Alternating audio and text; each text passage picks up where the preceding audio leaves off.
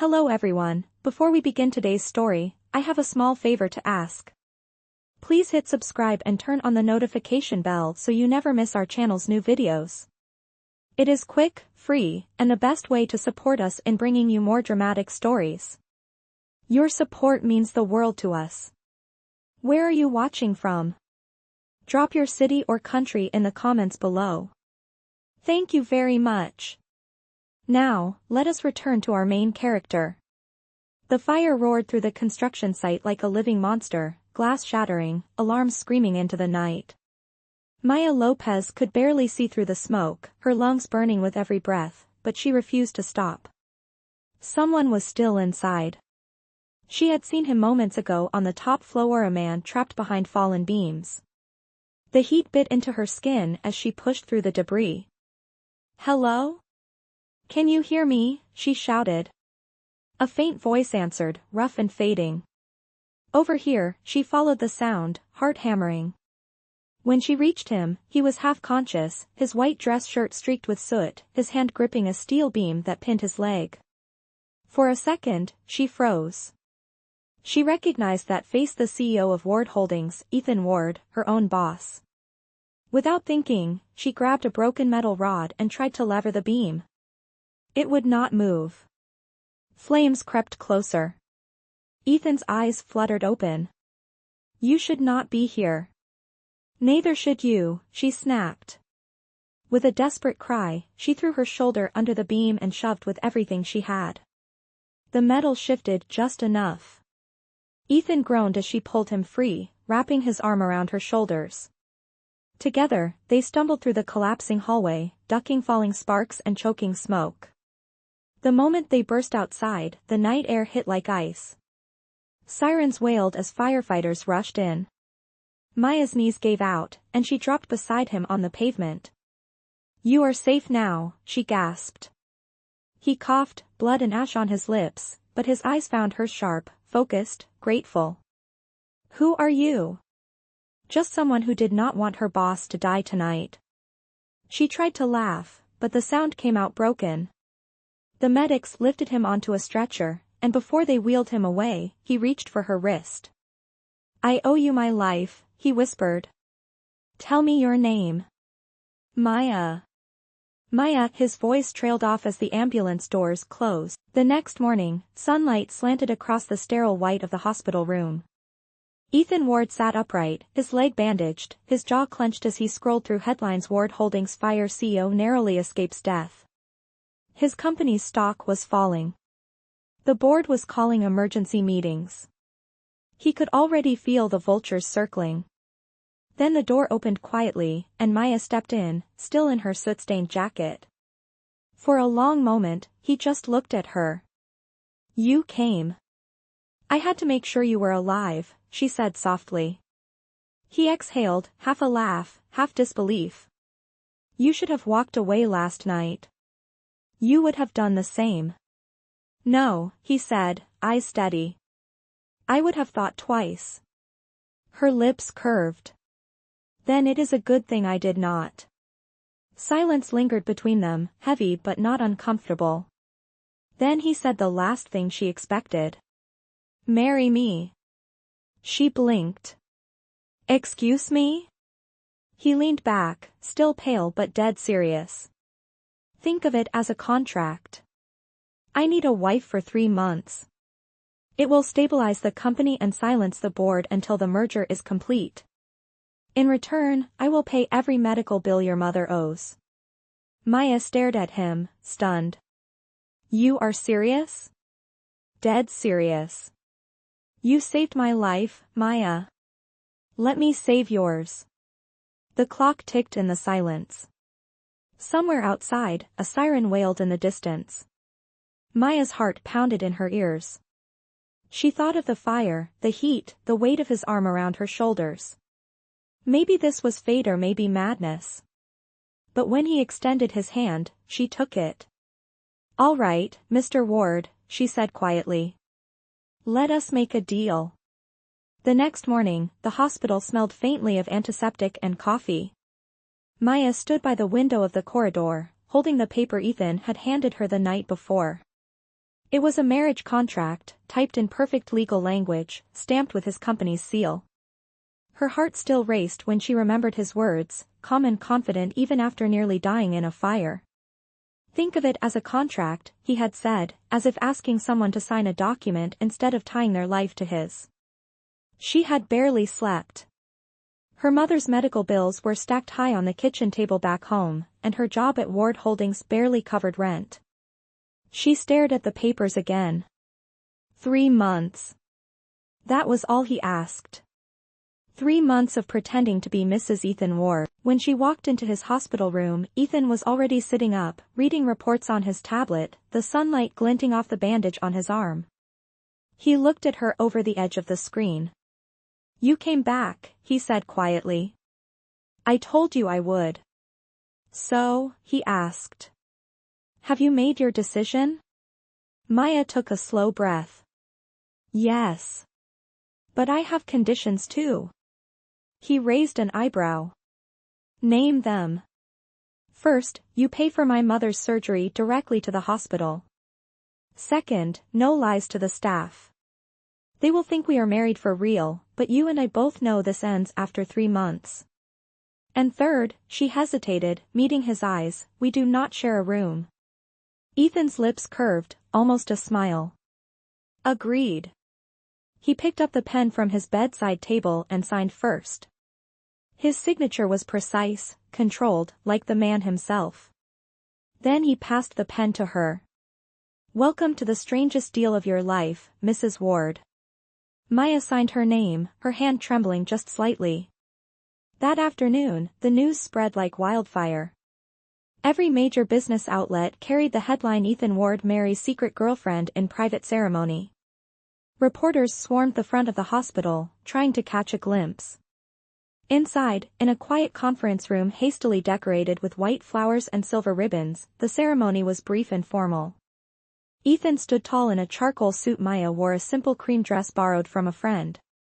The only witnesses were his lawyer and a nurse who doubled as the officiant. "Do you, Ethan Ward, take this woman to be your lawfully wedded wife?" "I do." "And you, Maya Lopez?" She looked at him, her throat tight. "I do." Cameras clicked outside the frosted glass, but inside, the room was still. When the papers were signed and the ring slipped on, Ethan leaned closer and whispered, "Smile, Maya.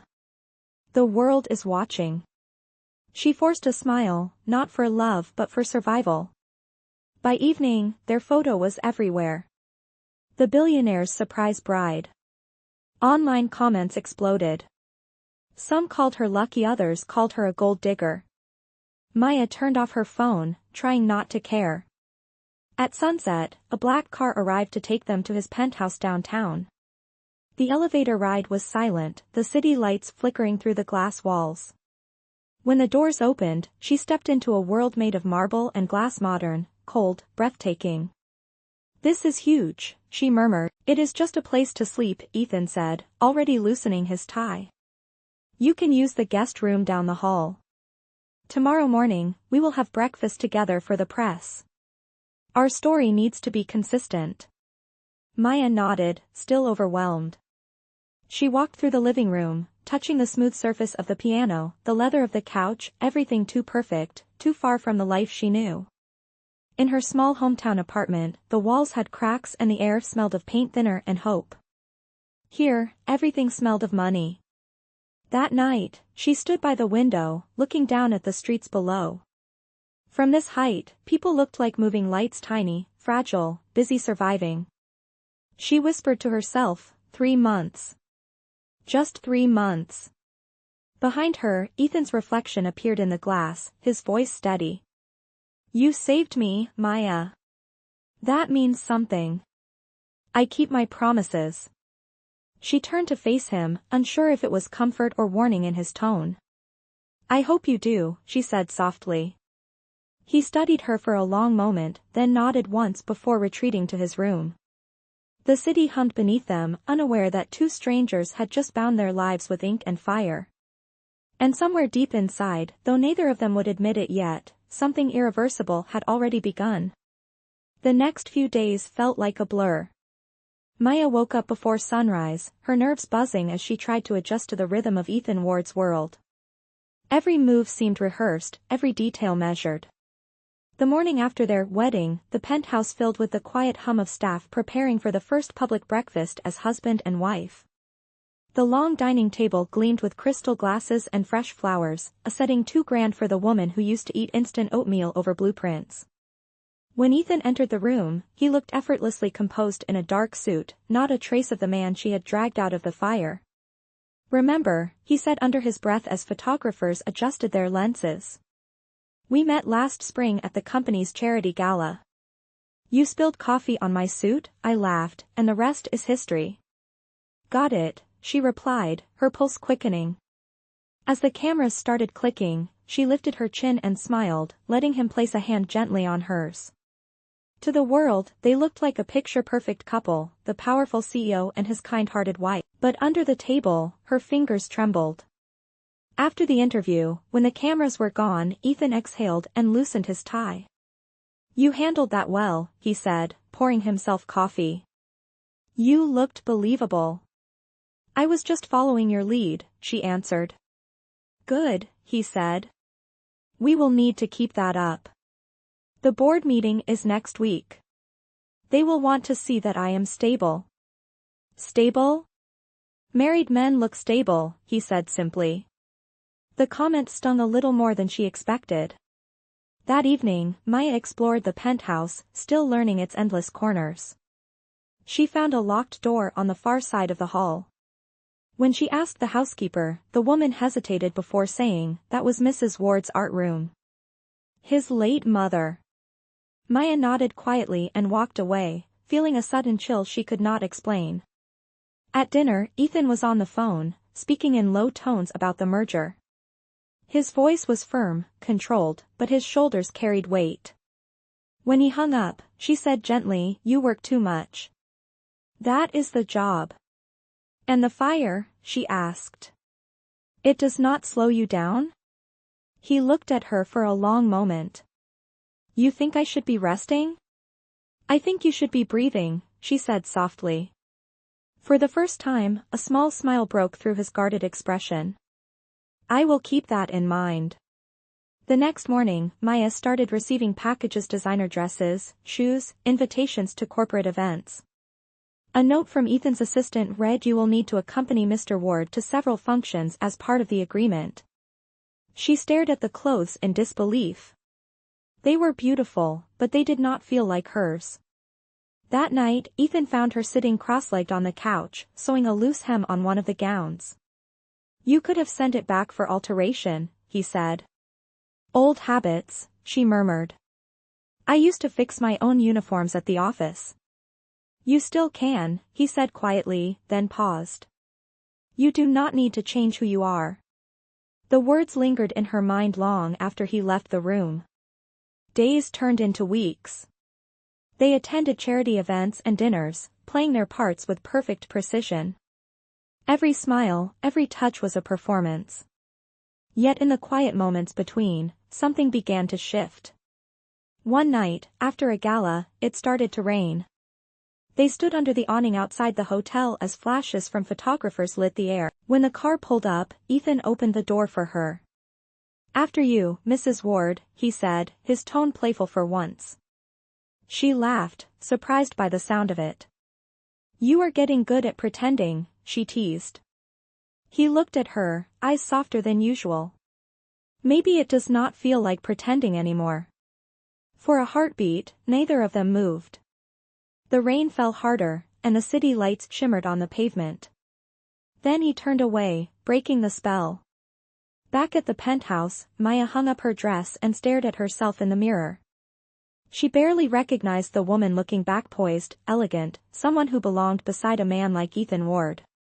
But deep inside, she still carried the fear that it could all crumble the moment the contract ended. That night, lying awake, she heard Ethan pacing in his office. His voice was low but tense on a call. "No, I will not back down," he said. "If they want the company, they will have to go through me." There was silence, then a sharp response she could not hear. Finally, the sound of glass shattering. Maya sat up, startled. She wanted to check on him, to make sure he was all right, but she hesitated. He was her husband only on paper. Still, as she lay back and closed her eyes, one thought stayed with her: she had saved his life once. She might have to do it again, just not from fire this time. The boardroom on the 38th floor was all glass and silence. A week had passed since the fire, and Ethan's return to the company had made headlines again. Maya sat beside him, her hands clasped under the table, her wedding band gleaming under the harsh lights. The board members watched her with polite curiosity and quiet judgment. Ethan's voice was steady as he spoke about recovery plans, the merger, and the foundation he wanted to launch for fire survivors. But beneath the confidence, she could sense the exhaustion in him, the same restlessness she had seen the night he shattered a glass in his office. When the meeting ended, one of the senior partners, Mr. Collins, leaned toward Ethan with a smirk. "Marriage seems to have softened you, Ethan. The press loves it. Good move." Maya saw the flicker in Ethan's eyes, something between annoyance and restraint. He simply replied, "Some things are worth more than strategy." As they left the room, she whispered, "Does it bother you when they talk like that?" He looked at her. "It used to. Now I just focus on the goal." "And what is that?" "Keeping what my father built alive." His tone was sharp, but she could hear the pain behind it. That evening, as the city lights came on, Ethan asked her to accompany him to the next charity event, the Ward Foundation's annual gala. It was the same one that had been cancelled because of the fire. "This time, we host it together," he said. "It will be the final proof for the press that our marriage is real." "And for the board?" she asked. "Especially for them." The following night, the penthouse transformed into chaos. Stylists, assistants, and publicists filled the rooms, preparing outfits and schedules. Maya stood by the window, watching the rain blur the skyline. The same rain that had once washed the smoke off her face. When the stylist handed her a dress, she froze. It was deep red silk, the color of courage and danger. "Mr. Ward requested this one," the woman said. At the gala, flashbulbs exploded as soon as they stepped out of the car. Ethan offered his arm, and she took it. He leaned slightly toward her and murmured, "Ready?" "As ready as I will ever be." Inside, the ballroom shimmered with chandeliers and gold. Waiters glided through the crowd, and a string quartet played softly. Ethan moved through the sea of guests like a man built for control, shaking hands, smiling at cameras. Maya stayed close, her heart pounding. Then a reporter asked loudly, "Mrs. Ward, what does it feel like to marry a billionaire?"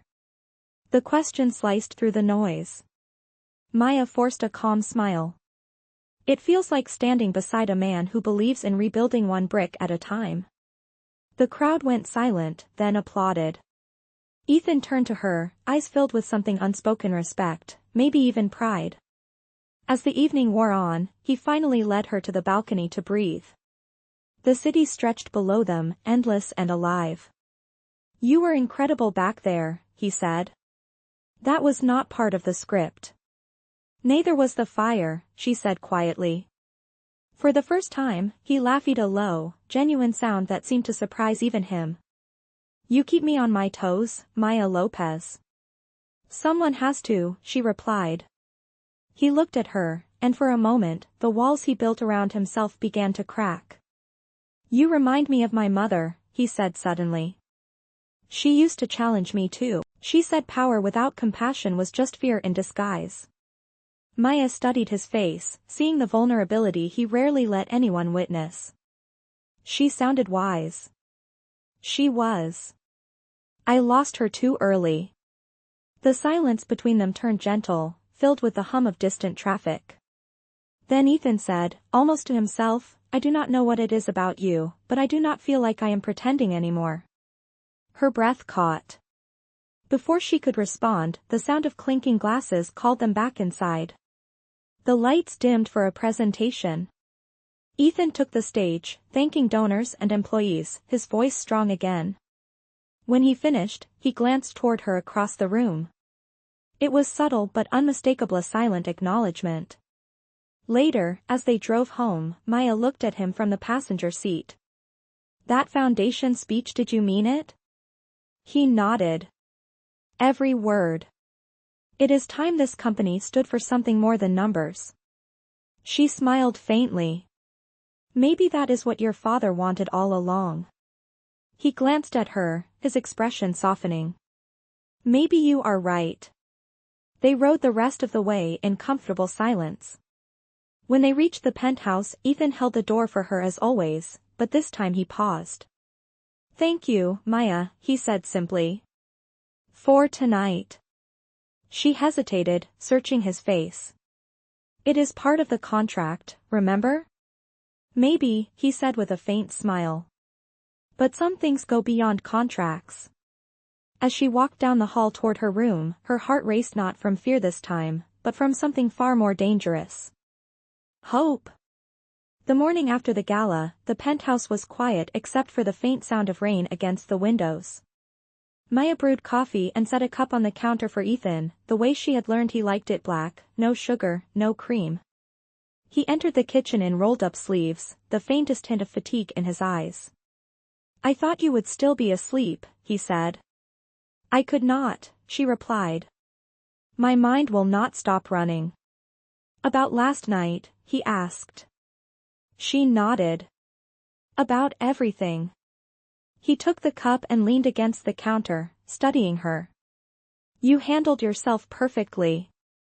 The board is satisfied, the press is silent, and the company's stock is finally climbing again. You have done more for me than you realize. You say that like the deal is over, she said. We still have 2 months left, Mr. Ward. He smiled faintly. Ethan, you can call me Ethan. The way he said it made her pulse skip.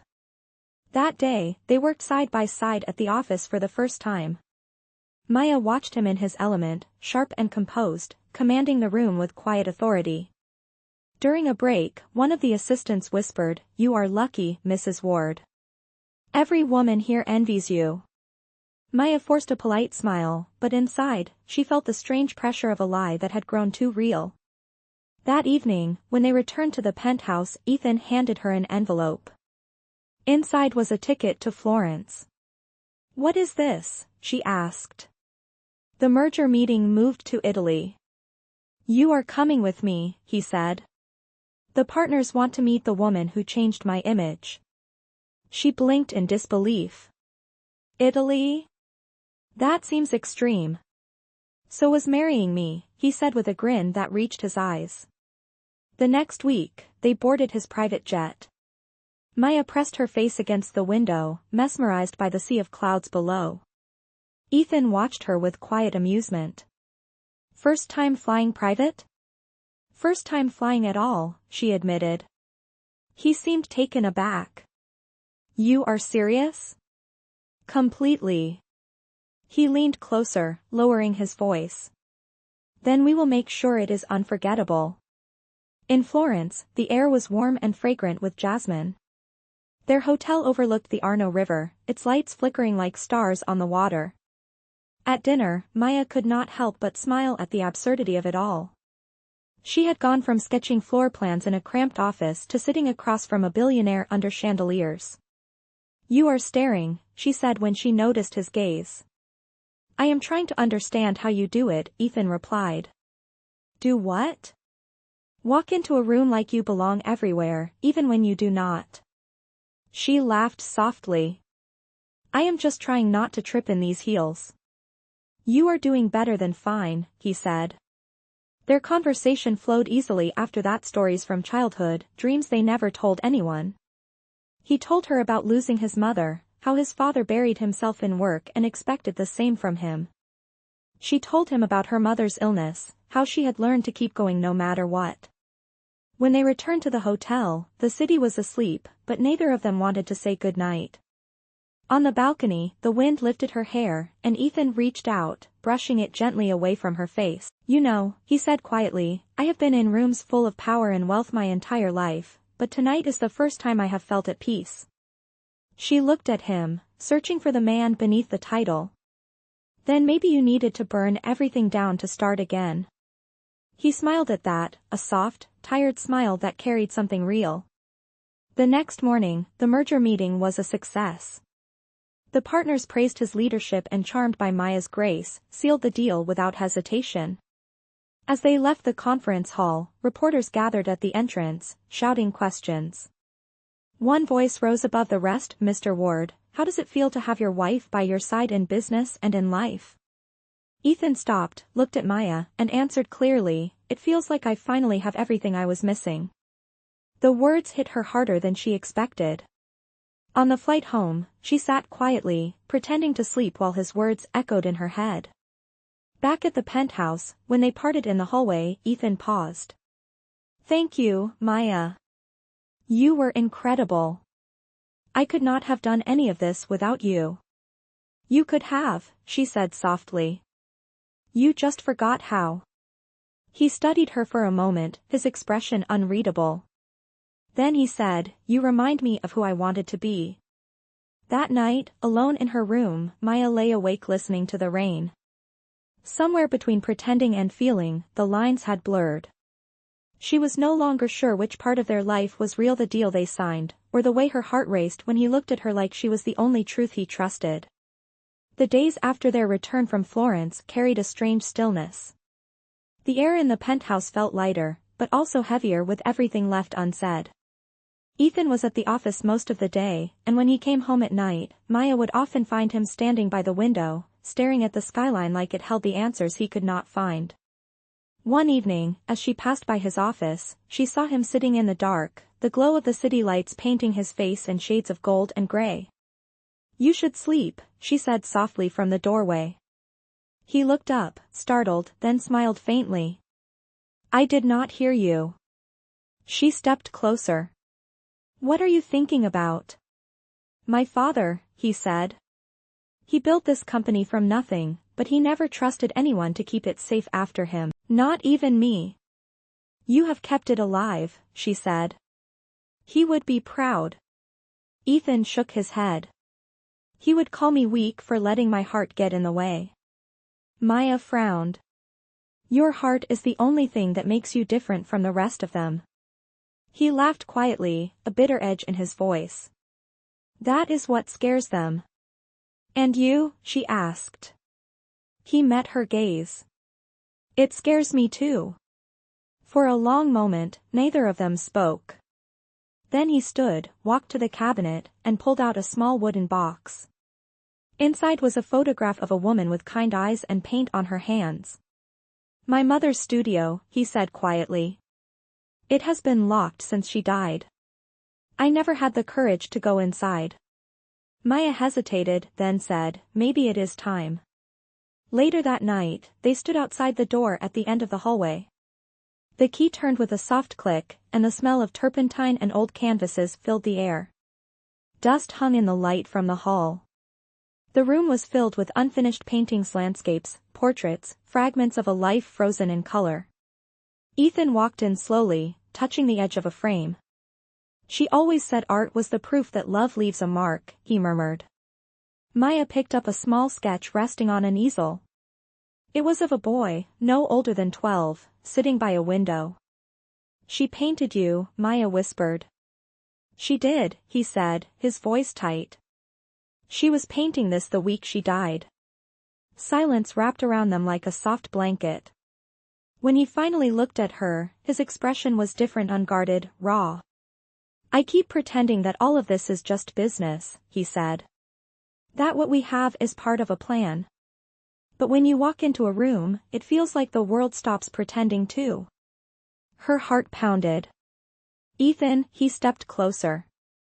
"Tell me this is not just a contract anymore." She wanted to speak, but words failed. The space between them disappeared, and for the first time, he touched her not as an agreement, but as a man finding something he did not know he had lost. The kiss was gentle, hesitant, as if both were afraid it might break the fragile peace they had built. When they finally pulled apart, he rested his forehead against hers. "I do not know what happens next," he whispered. "Neither do I," she said. "But maybe that is the point." The next morning, sunlight spilled into the apartment like a new beginning. Ethan made breakfast, burnt toast and overcooked eggs, and laughed at himself. I guess I am better at contracts than cooking, he said. Maya smiled, still caught between disbelief and warmth. It is the thought that counts. They ate by the window, the city alive below them. For a brief moment, everything felt easy. But peace, like glass, rarely stays unbroken. That afternoon, Ethan received a call that made his face go pale. He ended it quickly, then turned to her. The board called an emergency meeting. Someone leaked internal documents about our marriage. They are saying it is all fake. Her heart sank. Who would do that? Someone with a reason to destroy me, he said. Or us. You mean the ex-partner you mentioned? Maybe, he said grimly. Or maybe someone closer. That evening, the news broke everywhere. Headlines screamed Ward marriage scandal, contract wife rumor shocks the city. Reporters camped outside the building, shouting her name. Maya watched the chaos unfold on television, her stomach twisting. Ethan, what are we going to do? He stared at the screen, his jaw set. We do what we always do, he said. We fight. She could see the determination in his eyes, but behind it, a flicker of fear. Not for himself but for her. They will drag you through the mud, he said. You do not deserve that. I knew what I signed up for, she replied. Maybe now it is time to prove it. Ethan took her hand, his grip firm but trembling. You are the only part of this that ever felt real, Maya. She looked at him, her voice steady even as her heart broke. Then let us make them believe it. Outside, flashes from cameras lit up the night like fire. Inside, between truth and lies, two people stood ready to face the storm together. The next 48 hours turned Ethan Ward's world upside down. News anchors dissected his every move, tabloids printed the contract story, and social media exploded with speculation. Maya could barely step outside without flashes blinding her eyes. Every headline twisted the truth, painting her as a fraud, a gold digger, a liar.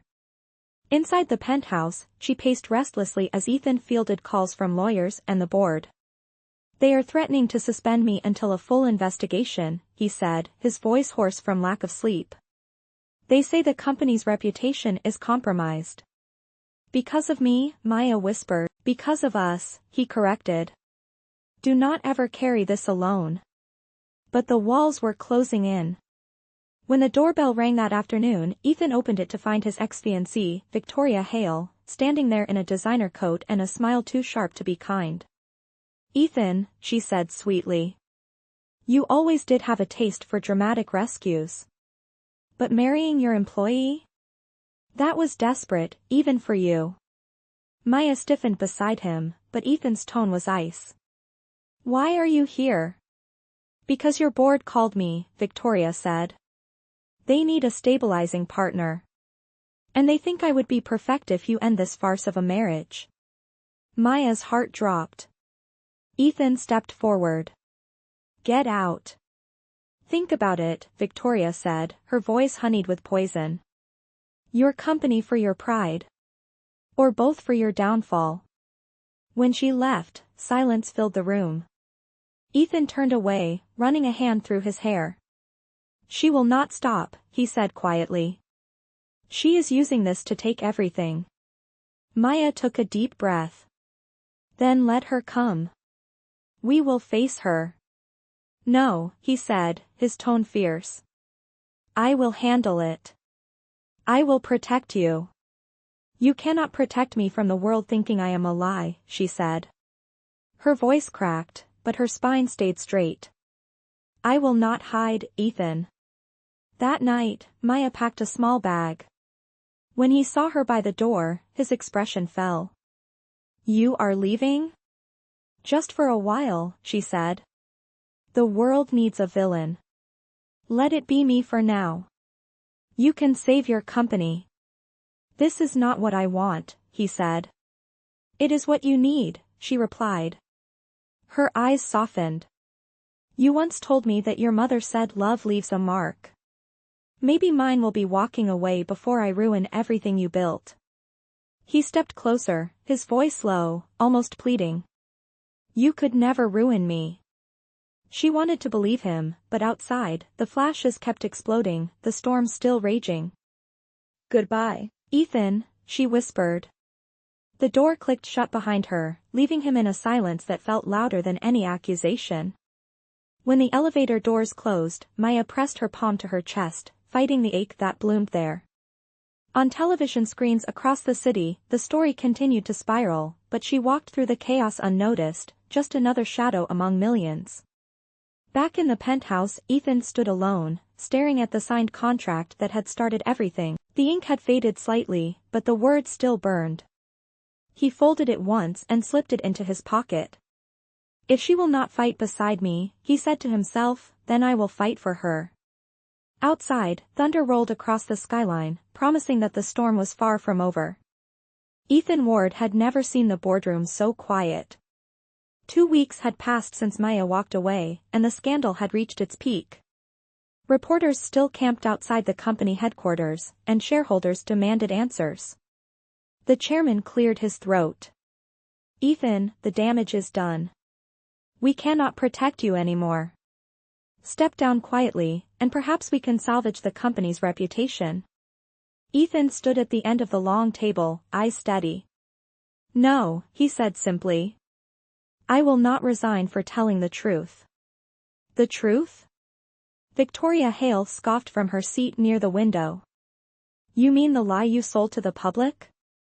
The marriage that was never real? He turned toward her, calm but sharp. You were right about one thing, Victoria. It began as a deal. But somewhere along the way, it became something neither of us could fake. Laughter rippled across the table.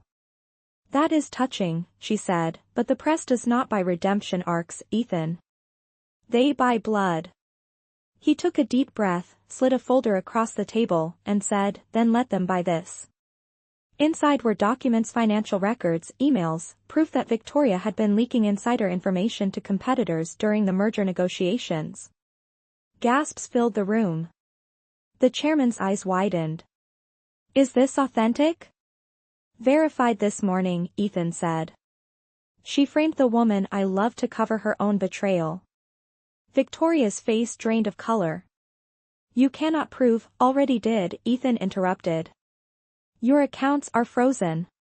Security will escort you out. The room erupted in whispers as guards entered. Victoria glared at him one last time before storming out, her heels striking the marble floor like thunder. When the doors closed, the chairman exhaled. You just saved the company. Ethan's voice softened. No, someone else did. I am just late in returning the favor. That evening, Ethan called a press conference. Cameras flashed as he stood before a wall of microphones. For weeks, my marriage has been called a fraud, he began. But the only fraud here was the one who tried to destroy what we built. The woman you all call a liar saved my life, saved my company, and reminded me that truth is not always written in ink, it is proven in action. He paused, the room silent except for the hum of cameras.